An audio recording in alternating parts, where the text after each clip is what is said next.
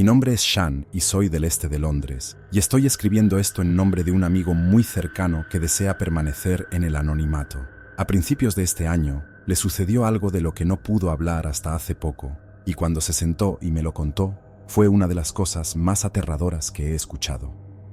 El problema es que no quiere ir a la policía por ello. He intentado convencerlo de que debería hacerlo por el bien de salvar a otras personas, de pasar por la misma pesadilla que él, pero no quiere, o mejor dicho, no puede. Y esto me pone en una posición muy difícil.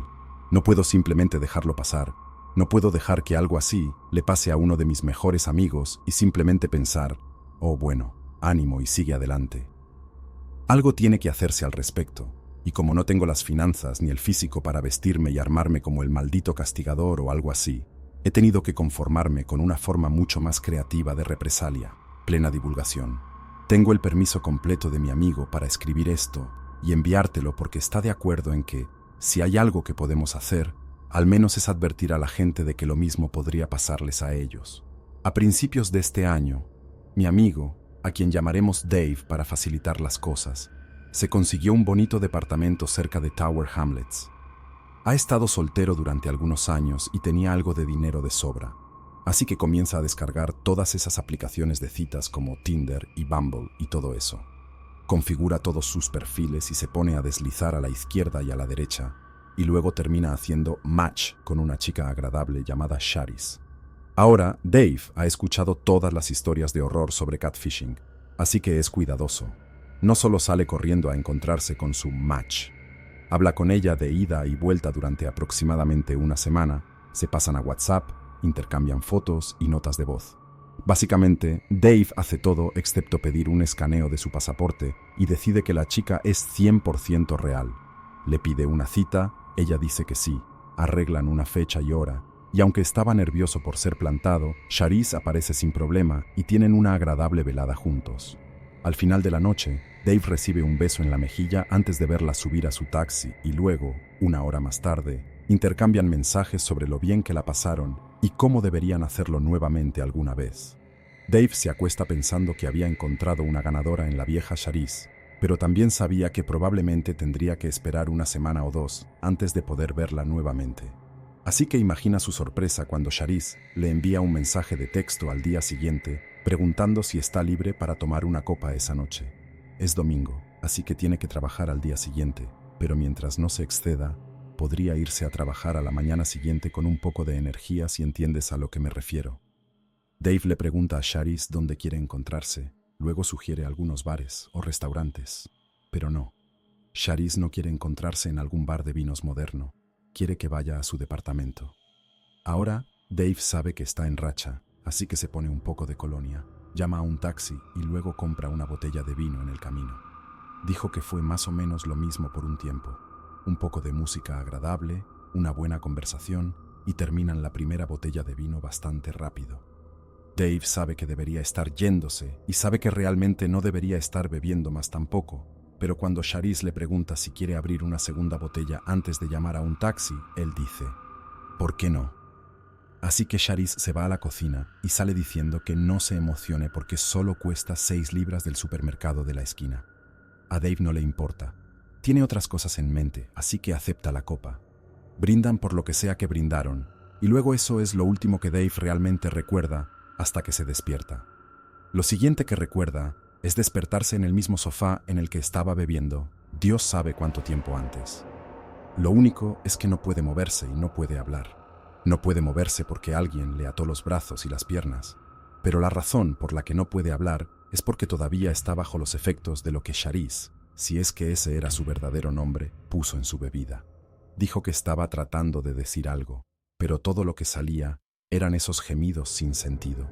No había nadie más en la habitación con él y sabe que lo han asaltado, así que lo único que puede pensar es en empezar a gritar pidiendo ayuda. Un segundo después, la puerta se abre de golpe y al principio Dave piensa, «Aleluya, alguien ha venido a rescatarme». Pero cuando ve el pasamontañas en la cabeza del tipo, sabe que todavía está en un montón de problemas. El tipo enmascarado, que también lleva un par de guantes, cubre la boca de Dave con su mano y luego le dice que deje de hacer ruidos o está muerto. Mientras dice eso, saca a la vista un cuchillo enorme no del tamaño de un machete, pero aún así, enorme y aterrador.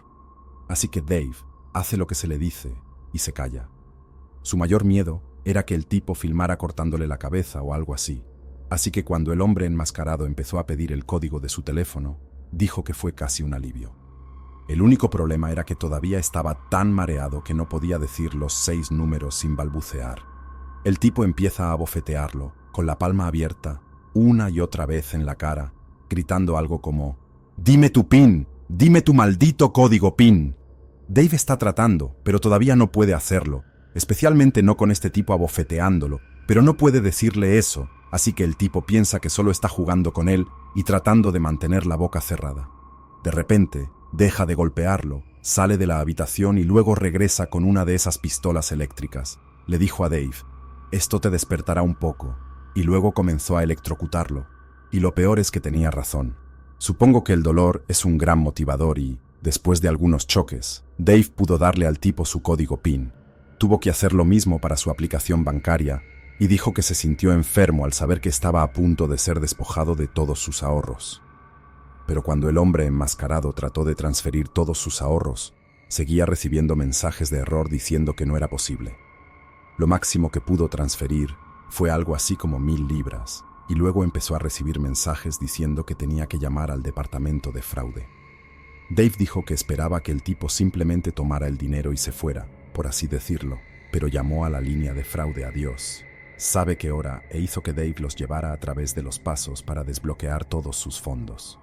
Perdió decenas de miles de libras pensando que nunca volvería a ver ese dinero, y este absoluto escoria estaba literalmente celebrando frente a él, hablando de todas las cosas que iba a comprar con el dinero de Dave. Dave dijo que estaba conteniendo las lágrimas, que era la cosa más aterradora y humillante que había experimentado, pero dijo que toda la emoción era como alivio. Sí, lo habían engañado, drogado, electrocutado y luego robado a ciegas, pero ya estaba hecho. El tipo tenía su dinero y probablemente estaba a punto de irse, pero antes de irse, necesitaba un poco de seguro, como lo llamó. El tipo desaparece en la cocina y luego regresa con una espátula que tenía un condón en el mango. No puedo imaginar lo doloroso que debe haber sido, y Dave no quiso hablar sobre lo que sucedió después. Pero sé que el tipo se lo metió donde no da el sol y luego tomó una foto para asegurarse. A Dave le dijeron que si iba a la policía o reportaba la transacción bancaria como fraude, las fotos serían enviadas a todos los que conocía. Así fue como se confirmó que Charisse estaba involucrada en todo el asunto, porque cuando el tipo le dijo: «Sabemos quién eres, sabemos dónde vives», ¿de dónde más podría haber venido esa información? Así que todo eso coincide con Dave desapareciendo por un tiempo. Dio prácticamente todas las excusas del libro, y después de aproximadamente un mes de estar ocupado todo el tiempo, volvió a aparecer como si nada. No parecía que hubiera algo malo con él. Noté que estaba bebiendo un poco más en el pub en las noches de billar, pero no pensé lo suficiente como para preguntarle si estaba bien. Operábamos bajo una cultura de que si había algo de lo que querías hablar, hablarías de ello. No había nada de eso de: «Estarás bien, cariño, ¿estás seguro de que estás bien, cariño?». Simplemente hablábamos cuando queríamos. Ahora, en teoría, ese es un gran sistema, ¿no? Pero en la práctica, cuando lo combinas con la falta de voluntad de cierto tipo de hombre para mostrar cualquier debilidad o admitir que está en cualquier tipo de problema, terminamos con una receta para un colapso nervioso. Dave estaba poniendo una cara valiente para nosotros, pero en casa estaba destrozado. Había escuchado que podría recuperar el dinero del banco, pero también había escuchado que implicaba ir a la policía para lo que había sucedido. Necesitaban confirmar que se había cometido un delito antes de que el banco procediera a devolverle su dinero. Me dijo que quería hacerlo más que nada, de hecho, pero todo lo que necesitaba para cerrar el reclamo era imaginar esas fotos de él pegadas en la puerta de su vecino. Después de todo, todos sus ahorros ya no parecían tan importantes, pero entonces eran sus ahorros de toda la vida. Los dos solo estamos en nuestros 30 y tantos años, así que no es realmente una vida entera de ahorros, pero aún así era un buen dinero, por lo que estresarse por eso lo enfermó, literalmente. Dave desapareció nuevamente justo antes del verano y nuevamente le creímos cuando dijo que estaba ocupado, pero cuando lo encontré en Aldi, había perdido peso, olía como si no se hubiera lavado y estaba hecho un desastre. Es decir, estaba visiblemente enfermo, pero aún así, seguía negando que hubiera algo malo con él. Me tenía llamando a su querida madre tratando de averiguar qué estaba pasando. Y fue entonces cuando me dijo que también estaba preocupada por él porque Dave no había estado actuando como él mismo durante mucho tiempo y esa fue la gota que colmó el vaso, por así decirlo. Conduje hasta ese bonito y relativamente nuevo departamento suyo en un momento en que sabía que estaría en casa y básicamente terminé confrontándolo de la manera más suave posible sobre por qué estaba actuando de manera extraña y fue entonces cuando se derrumbó.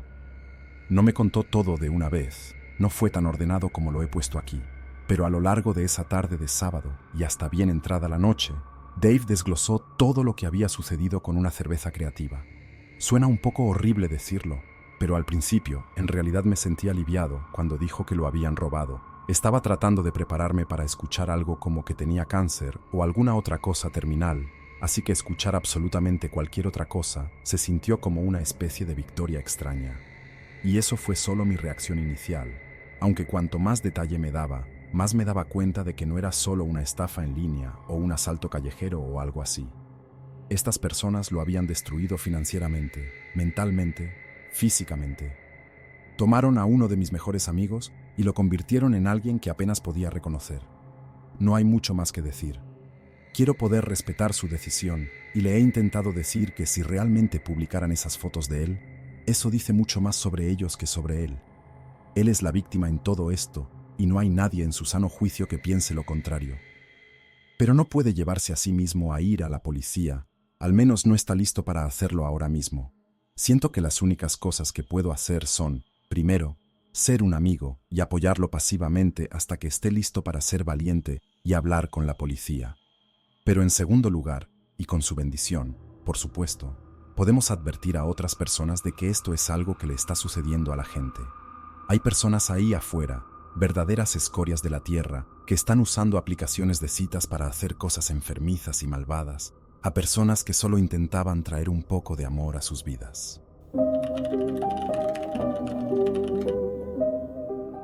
Primero que nada, no me di cuenta de lo difícil que iba a ser esto, hasta que realmente me senté a escribirlo, ¿ves?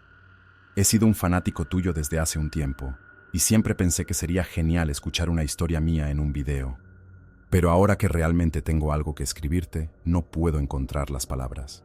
Supongo que cuando nos sucede algo traumático, lo compartimentalizamos, como dicen, y luego, a menos que tengas el dinero para conseguir un buen terapeuta, pasas el tiempo que sea necesario procesándolo hasta que finalmente lo olvidas.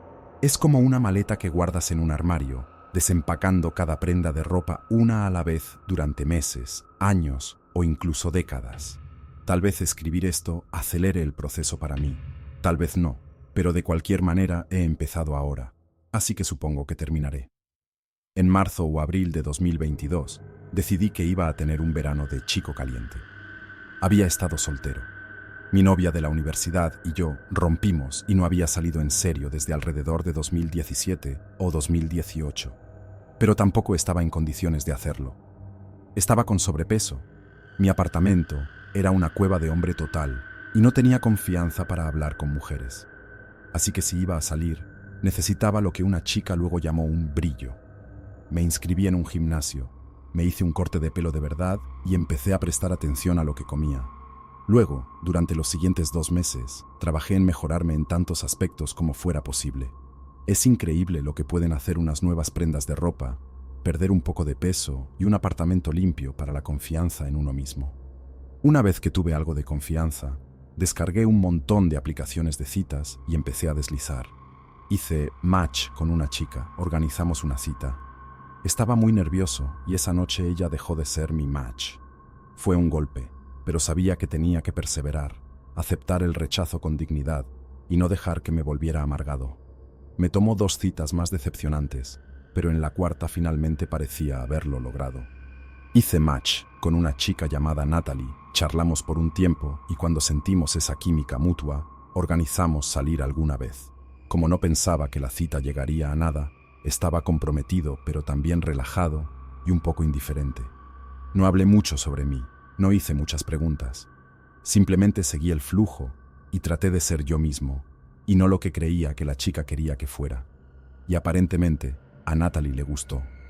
Nos llevamos muy bien y cuando llegó el momento de que ella llamara un Uber, Parecía muy interesada en organizar una segunda cita. Puede sonar cínico, pero realmente no le creí del todo.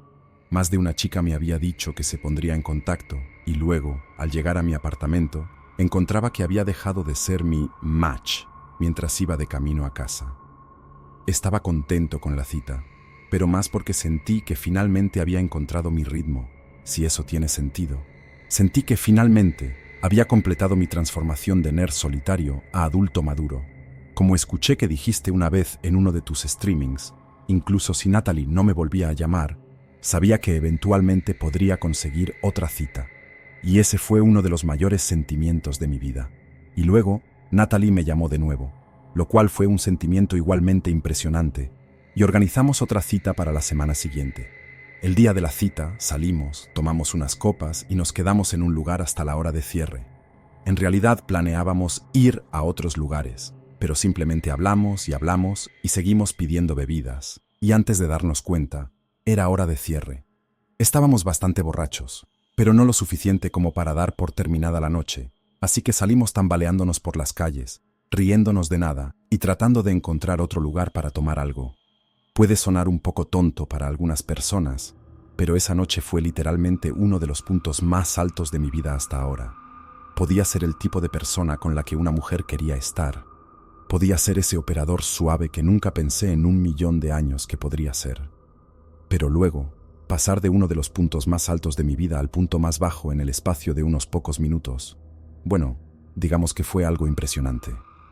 Natalie y yo giramos hacia una calle más tranquila y estábamos a mitad de camino cuando escuché a un tipo detrás de mí decir: «Oye, amigo, ¿tienes fuego?». Me detuve, me di la vuelta y le dije al tipo que no fumaba. No parecía gran cosa, solo un chico blanco de unos 20 años con una sudadera con capucha y una gorra. Pero cuando le dije que no fumaba, me preguntó si tenía un par de libras para comprarse un encendedor. No había forma de que un encendedor costara más de 1 libra. Nunca he fumado, pero sé cuándo me están estafando. Solo me disculpé, le dije que no tenía cambio, pero luego el chico se volvió hacia Natalie y empezó a pedirle dinero, solo que lo hizo de manera mucho más agresiva. Cuando ella dijo que no, el chico intentó arrebatarle el bolso. Entonces, por puro instinto, empujé al chico y traté de ponerme entre él y Natalie, y ahí fue cuando me apuñaló. No vi cuando sacó el cuchillo, pero supe de inmediato que me habían apuñalado. No dolió cuando lo hizo, pero no se sintió como cualquier otro golpe que haya recibido. Se sintió frío, como un golpe frío. Luego, agarró el bolso de Natalie, lo sacó de su agarre y salió corriendo. Recuerdo haber dicho en voz alta: «Ese tipo me acaba de apuñalar», porque no había sangre en mi camisa, pero cuando la levanté, fue cuando vi la primera sangre y fue cuando sentí que mis piernas dejaban de funcionar. De repente, supe que tenía que aplicar presión en la herida, así que mantuve ambas manos apretadas en el agujero de mi estómago mientras Natalie sacaba mi teléfono del bolsillo, ya que el suyo acababa de ser robado. Recuerdo estar tumbado de espaldas, mirando hacia abajo y hacia arriba a ella mientras buscaba en mi bolsillo, y cómo trataba de no mirar toda la sangre que salía de debajo de mis manos. Para cuando Natalie estaba hablando con el despachador del 911, un montón de otras personas se habían dado cuenta de que estaba tirado allí con sangre en las manos y corrieron para tratar de ayudar hasta que llegaron los paramédicos. Es raro, porque en ese momento recuerdo haber estado extrañamente tranquilo acerca de todo el asunto. El tipo que puso su chaqueta sobre mí, que dijo que tenía algo de entrenamiento en primeros auxilios, seguía diciéndome: «Vas a estar bien, amigo, mantén la calma». Y fue solo entonces que realmente empecé a preocuparme de que no iba a estar bien. Tal vez he visto demasiadas películas, pero cuando el tipo de primeros auxilios insiste en que vas a estar bien, empecé a entrar en pánico. Irónico, lo sé, pero para mí, solo dices eso a las personas que están en serios problemas y necesitan mantenerse calmadas para no entrar en pánico y desangrarse por todas partes. Traté de mantener la calma, realmente lo hice, pero todo el tiempo, mientras esperábamos a los paramédicos, tenía esta pequeña voz en mi cabeza diciendo: «Esto es todo, así es como mueres». Ni siquiera llegué a los 30. Me asusté aún más cuando me di cuenta de lo frío que estaba empezando a sentir. Estaba convencido de que me estaba desangrando y que solo tenía minutos antes de desmayarme y no despertar nunca más. He oído a gente decir que cuando se les ocurrió el pensamiento, cuando realmente pensaron que iban a morir, sintieron una ola de calma que los envolvía. Yo no sentí esa misma calma. En cambio, estaba más asustado que nunca en toda mi vida, y fue solo cuando llegaron los paramédicos, y todavía estaba despierto, que empecé a pensar que tal vez sobreviviría. Y cuando uno de ellos me dijo que la hemorragia no era tan mala, pero que definitivamente necesitaría cirugía, empecé a sentirme un poco menos asustado. Sabía que lo que viniera después sería lo más difícil que había enfrentado, pero no iba a morir, y creo que podría escribir todo el día y aún así no resumir los sentimientos de puro alivio que sentí. Tal vez los paramédicos me dieron una inyección de algo para calmarme, o tal vez fue la máscara de oxígeno funcionando su magia, pero de cualquier manera, recuerdo hundirme en la camilla en la que me pusieron y pensar, gracias a Dios. Y cuando llegué al hospital, me prepararon para la cirugía, y después de hacerme respirar a través de una máscara, alguien comenzó a contar hacia atrás desde 10 conmigo. Recuerdo llegar hasta 6 antes de que mi memoria simplemente se desvaneciera. Cuando desperté, tenía un tubo saliendo de mi estómago y me dijeron que me habían colocado una estoma. Para aquellos que no lo saben, si una gran sección de tu intestino no está funcionando correctamente, a veces te colocan una estoma y una bolsa de colostomía.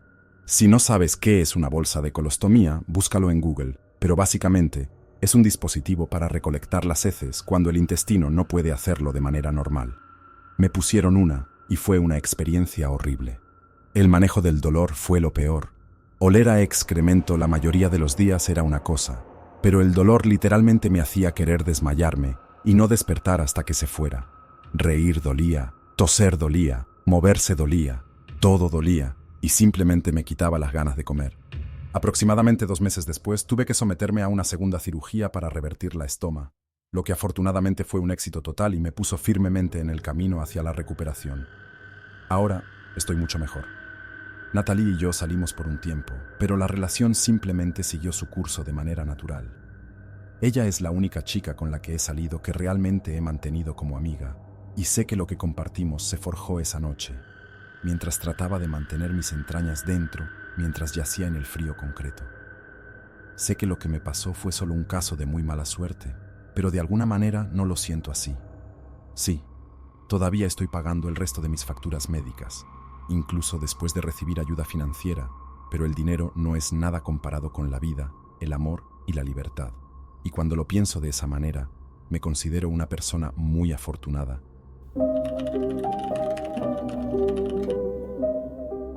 Para dar un poco de contexto, tengo 21 años, soy una chica y soy de tamaño pequeño, lo que significa que me aterroriza cualquier hombre que mida más de 1,65 m. Esto sucedió a finales del año pasado, cuando tenía 20 años. En fin, el año pasado, todo lo que quería para Navidad era un novio, así que descargué todas las aplicaciones, subí algunas fotos decentes de mí misma y conseguí algunos matches. Encontré a un chico llamado Aaron que tenía todo el rollo de ser un chico de gimnasio, pero además no era un vago total sin dinero. También tenía habilidades para ligar, eso se lo reconozco. Así que organizamos salir una vez, a tomar unas copas para ver a dónde llegábamos. Me presenté a nuestra pequeña cita, luciendo bastante bien, y él también se veía muy guapo con ese gran reloj que parecía caro en su muñeca, lo noté. Tomamos unas copas, estábamos en sintonía, y luego empezamos a hablar de trabajo y cosas así, y cómo quería convertirme en influencer, tal vez como una foodie en TikTok o algo por el estilo. Pero entonces estoy hablando y él me está mirando porque, ¿a dónde más va a mirar? Pero de repente deja de mirarme, mira un poco por encima de mi hombro y su cara cambia por completo. Un segundo está luciendo encantador y sexy, y al siguiente parecía que estaba a punto de vomitar. No tuve tiempo ni de darme la vuelta para ver a qué estaba mirando cuando siento unas manos en mi cabello. Y al segundo siguiente me estaban jalando hacia atrás de mi silla. ¿O no? Debía ser un taburete por cómo caí de espaldas. Y ¡bam! Mi cabeza golpeó el suelo y me dejó sin aliento.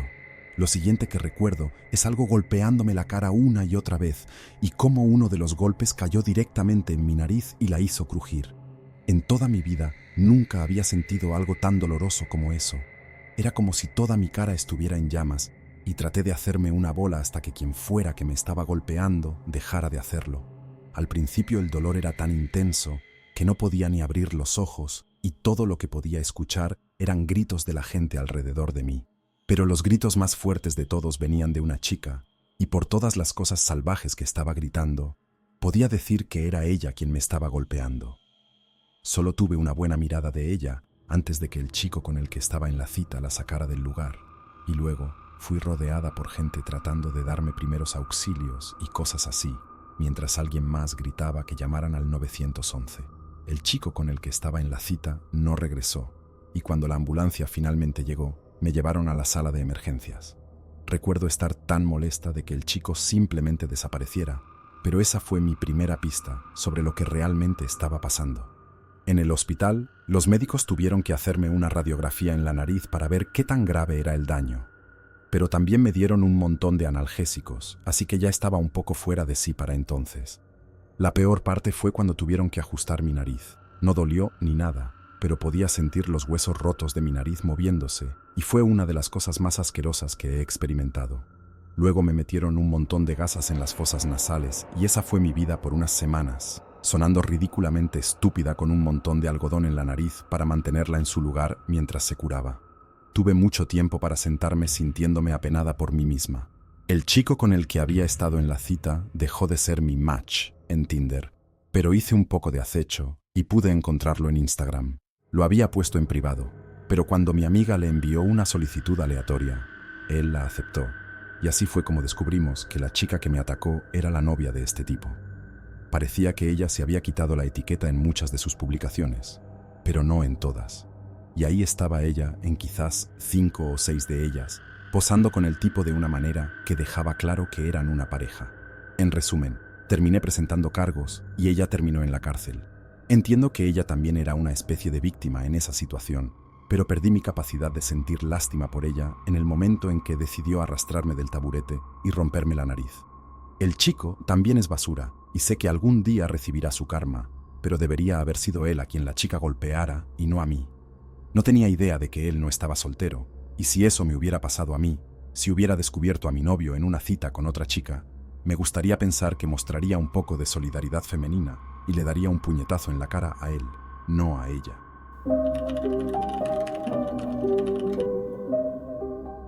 Yo solía deslizar mucho en Tinder durante 2018 y 2019.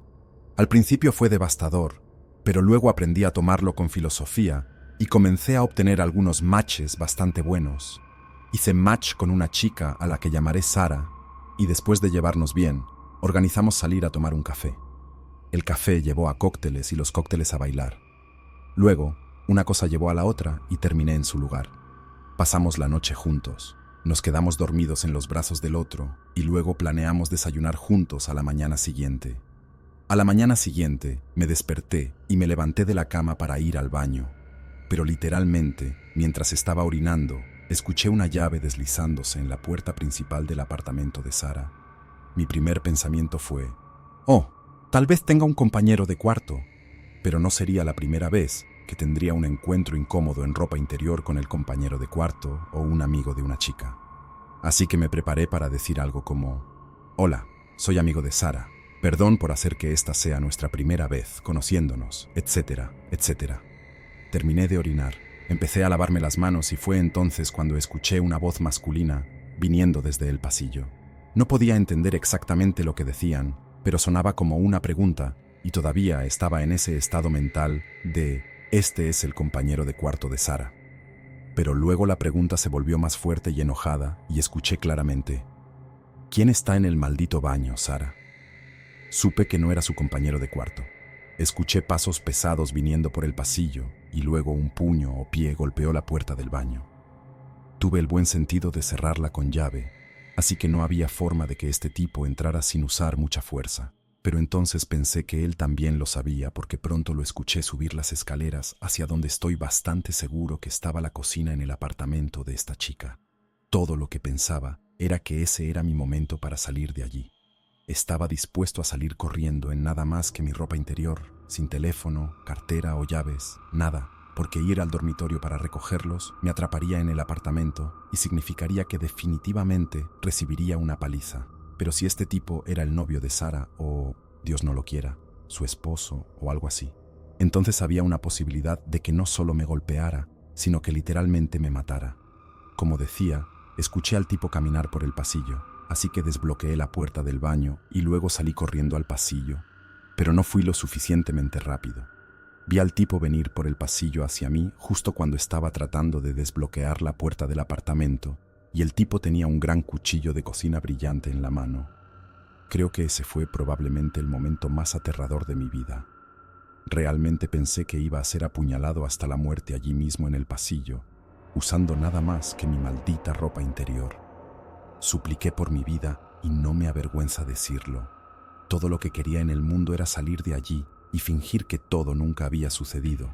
Le rogué al tipo que no me apuñalara y no lo hizo. En su lugar, me miró a los ojos y dijo: «Sal de mi camino». Lo más loco de esta historia para mí personalmente es cómo sentí un cambio repentino en mi cabeza. Como dije antes, todo lo que quería era salir de allí, pero luego, cuando me di cuenta de lo que el tipo estaba a punto de hacer, me di cuenta de que físicamente no podía dejar que eso sucediera. Apenas puedo explicarlo incluso en retrospectiva, pero supongo que subconscientemente sentí que si simplemente salía del apartamento, si salía del camino, tendría la sangre de Sarah en mis manos. También pienso que simplemente no podía dejar que el tipo arruinara su vida por completo por un incidente de infidelidad. Y ese definitivamente fue el ángulo que tomé en ese momento, porque recuerdo decirle a este tipo una y otra vez: «No lo hagas, hombre, no vale la pena, ella no vale la pena». En un momento, él trató de pasar por mi lado y no me moví, lo cual parece absolutamente insano al mirar atrás porque fácilmente podría haberme clavado ese cuchillo en el pecho allí mismo. Pero por algún milagro no lo hizo. Dejó de intentar pasar por mi lado y me preguntó con una voz temblorosa: «¿Sabías?». Y cuando negué con la cabeza, salió furioso del apartamento. Sarah se quedó sentada en la cama llorando mientras yo recogía mis cosas y todo lo que le dije fue: «Deberías salir de aquí». Puedo apostar que quería decir mucho más que eso, pero toda mi alma gritaba que simplemente saliera de allí. Así que agarré mis cosas, me vestí, la dejé llorando en la cama. Mi corazón todavía latía con fuerza cuando llegué a la estación de metro más cercana, y fue solo cuando estaba en el tren que me di cuenta de lo mal que olía. Obviamente no había tenido tiempo de ducharme ni de ponerme desodorante, pero no sé cómo funciona científicamente, pero tener tanto miedo hizo que surgiera un extraño olor metálico de mis axilas. Creo que eso es lo que la gente quiere decir cuando dicen que los animales pueden oler el miedo o cómo el miedo tiene un cierto hedor. De cualquier manera, me sentía como basura humana real, pero aún así me sentía extrañamente agradecido de haber salido de ese apartamento para empezar.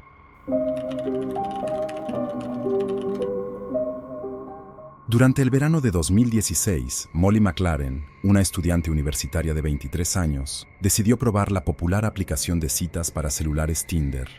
Molly estaba en su segundo año de universidad, persiguiendo apasionadamente un título en salud y fitness. Sus amigos la describían como una fanática del ejercicio, pero añadían que su otra gran pasión eran las personas. Molly frecuentemente expresaba su deseo de seguir una carrera como entrenadora personal, no solo para ayudar a la gente a verse mejor, sino para ayudarles a sentirse mejor también. Ella simplemente tenía ese efecto en la gente, dijo más tarde un amigo cercano.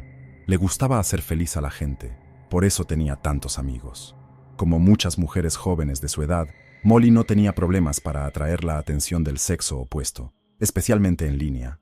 El único problema era encontrar un hombre que le atrajera igualmente, y en Joshua Stimson, de 25 años, Molly literalmente encontró a su pareja. Joshua había pasado sus años formativos en Stoke-on-Trent, pero se había mudado al sureste, a Medway en Kent, después de graduarse de la escuela secundaria. Luego tuvo una serie de trabajos mal pagados en almacenes y centros de llamadas, pero sus compañeros de trabajo parecían tener recuerdos muy diferentes de él. Algunos describían a un joven encantador y carismático que sobresalía en cualquier tarea que se le presentara, pero otros recordaban un lado distintivamente más oscuro y taciturno de Joshua, uno que los inquietaba profundamente cada vez que surgía. Según sus amigos, Molly y Josh hablaron en línea durante casi 3 meses antes de conocerse en persona, pero para entonces ella estaba enamorada. Era su primer novio de verdad, explicó otro amigo cercano, así que estaba perdidamente enamorada de él. Todo sobre él la hacía sonreír. Pero Molly no solo se sentía atraída por el encanto o el buen aspecto de Joshua, también se sentía atraída por sus defectos. Habiendo crecido luchando contra la ansiedad y los trastornos alimentarios, Molly temía que las parejas potenciales vieran estas condiciones como banderas rojas. Así que cuando Joshua confesó haber sido diagnosticado con trastorno bipolar, Molly creyó haber encontrado un alma gemela. Me pidió que no juzgara a Josh por sus problemas de salud mental, y no lo hice, dijo su madre más tarde. Pero me preguntaba si Molly podría asumir los problemas de otras personas además de los suyos propios. Después de expresar sus preocupaciones, Molly le dijo a su madre que entendía su reticencia, pero dado que ella y Josh habían pasado por problemas similares en sus vidas, afirmó que podían ayudarse mutuamente. La actitud de Molly hacia los problemas de salud mental de Josh era ciertamente admirable, pero había un problema. Él estaba mintiendo. Josh no tenía trastorno bipolar. De hecho, no había recibido ningún diagnóstico formal. Su afirmación de ser un enfermo bipolar no era más que un intento sórdido de manipular a la joven Molly, y funcionó. Durante la primavera de 2017, Josh y Molly comenzaron a verse regularmente, y al principio parecían perfectamente contentos. Molly incluso llevó a Josh a conocer a sus padres, Joanne y Doug, quienes luego lo describieron como aparentemente perfectamente normal. Con el paso de los meses, la relación ganó su aprobación total. En abril de 2017, Joshua participó en el Maratón de Londres y recaudó cientos de libras para una organización benéfica británica para el trastorno bipolar en el proceso. Molly y sus padres lo llevaron a Londres y luego esperaron a lo largo de la ruta para animarlo. Era un romance en pleno florecimiento, pero pronto comenzó a marchitarse. Un día a principios de mayo de 2017, Molly se acercó a su madre en busca de consejo. Afirmó que desde el viaje a Londres para el maratón de Josh, sus demandas de atención habían aumentado cada vez más y en sus palabras se sentía agobiada. Parecía que no tenía amigos y era un poco solitario, dijo más tarde Joanne McLaren. Quería a Molly para él solo, no estaba interesado en hacer amigos y se ponía celoso cada vez que Molly pasaba tiempo con los suyos. Joanne añadió que, con el tiempo, el comportamiento de Joshua se volvió aún más preocupante. Recuerdo cómo a veces simplemente aparecía en nuestra casa sin ser invitado, y en momentos en que Molly quería tener un tiempo para ella misma para estudiar. Él venía y se tumbaba en su cama para saber dónde estaba y qué estaba haciendo. Ni Molly ni sus padres lo sabían, pero Josh había reducido las horas de su contrato semanal en el almacén para pasar tiempo con el objeto de su obsesión cada vez mayor, y no pasó mucho tiempo antes de que esa obsesión se volviera alarmantemente insalubre. En algún momento a finales de mayo o principios de junio de 2017, Molly invitó a Joshua a la fiesta del 60 cumpleaños de su tía en el condado vecino de Essex. Era una oportunidad para que Josh impresionara a la familia extendida de Molly, pero fue una oportunidad que desperdició espectacularmente. La madre de Molly dijo más tarde que en un momento dado, su hija dejó a Josh solo en una mesa y se fue a hablar con algunos primos lejanos. Josh parecía furioso, sentado en su asiento, hirviendo de celos, mirando con rabia a Molly mientras ella hablaba felizmente con su familia.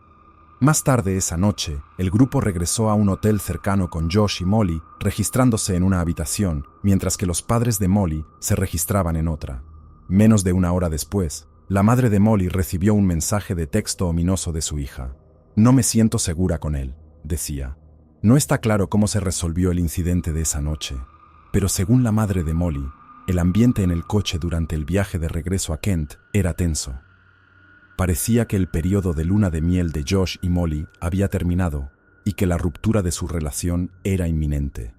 Pero cuando llegó el momento de hacerlo, Molly descubrió que no tenía el valor. Era típico de Molly, dijo más tarde un amigo cercano. Siempre anteponía a los demás a sí misma. No sabía cómo romper con Josh sin romperle el corazón. Aunque él la había asustado, ella todavía se preocupaba mucho por él.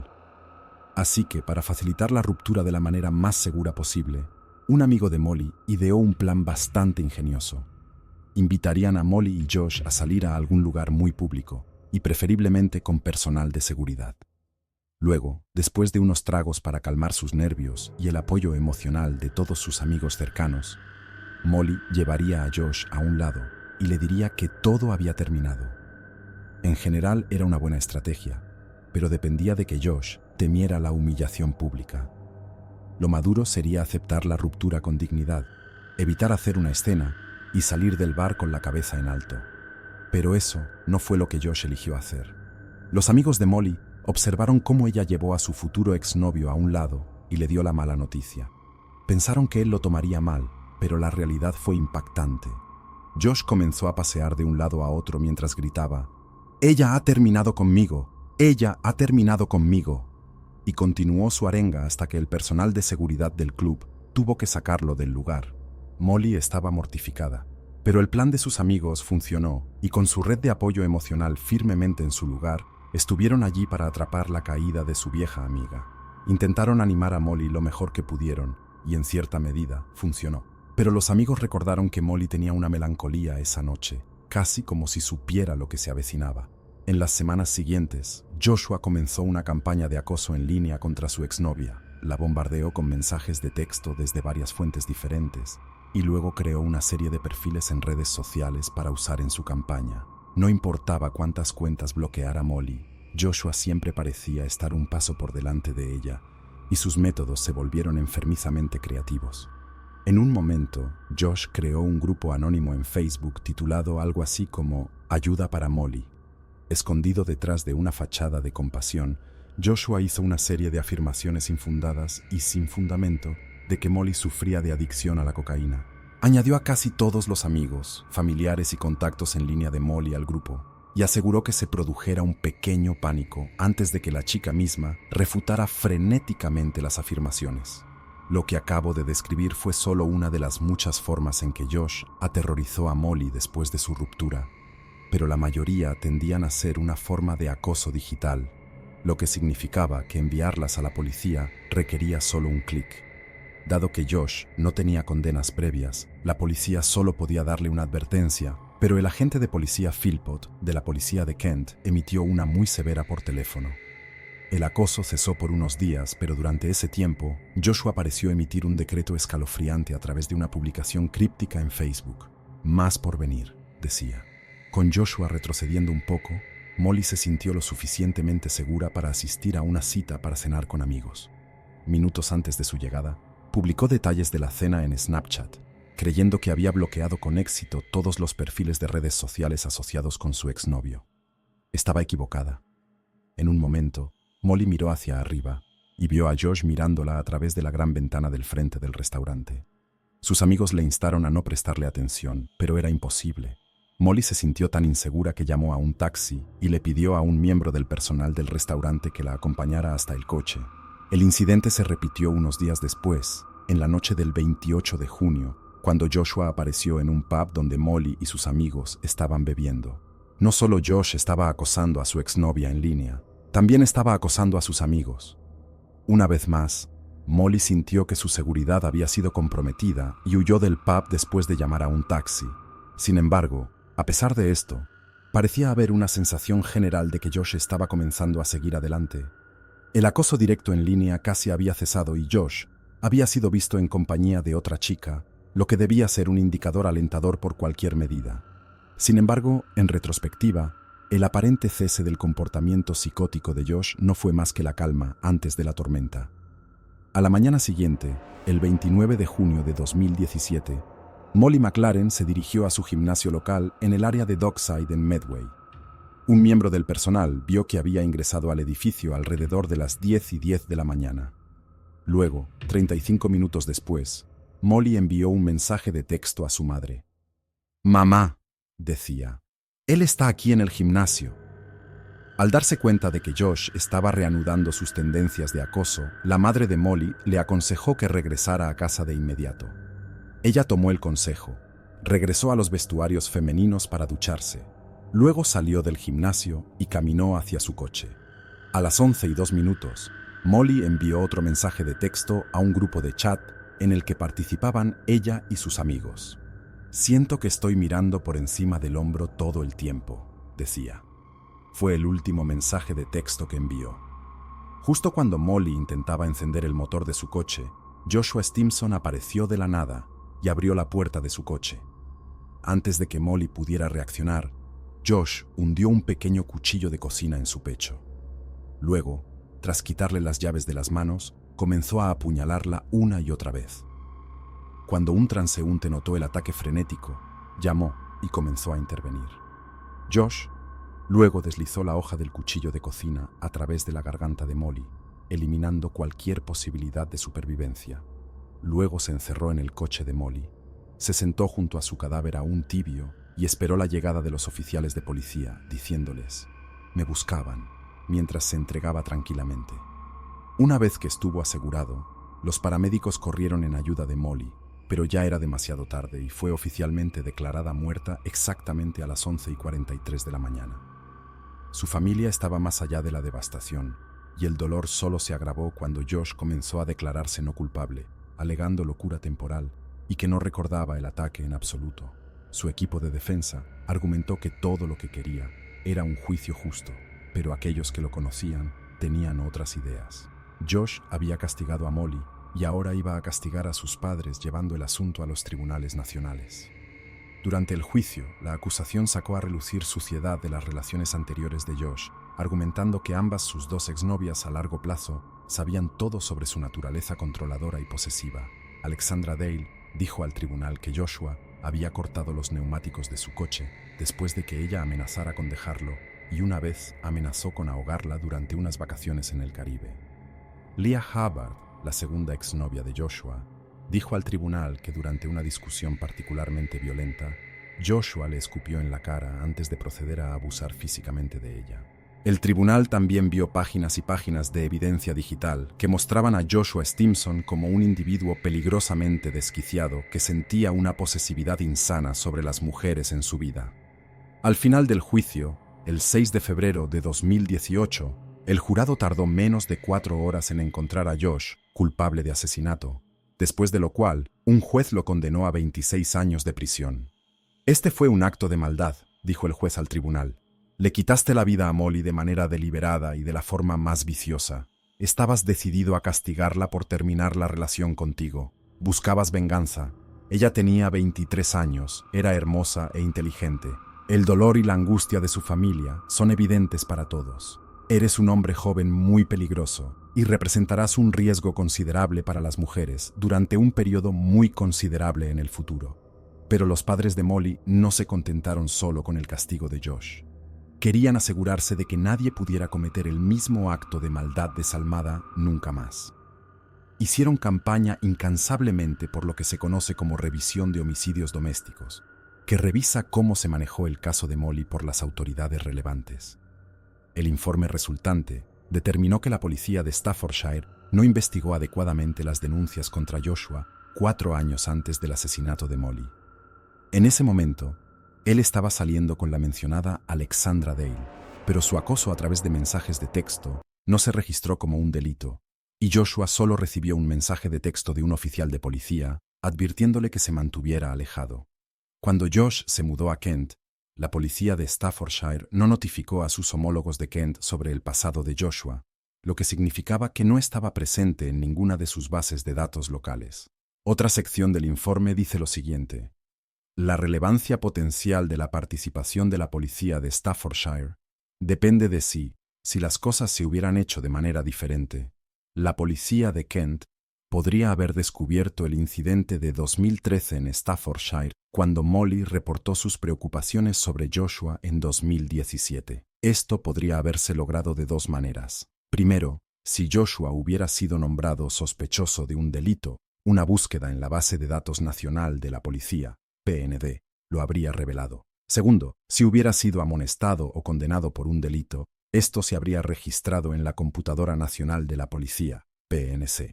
Como resultado de la revisión de homicidios domésticos, la policía de Staffordshire cambió oficialmente su política con respecto al acoso criminal, lo que significa que ahora los oficiales están obligados a registrar el acoso como un delito, incluso si las víctimas no quieren llevar el asunto más allá. Si esto ocurriera en los Estados Unidos, podría recibir un nombre como la ley de Molly, y es una pena que la policía británica no siga su ejemplo. Después de todo, un cambio tan concreto en la forma en que la policía hace su trabajo, indudablemente, tendrá un efecto en la forma en que manejan futuros casos de acoso.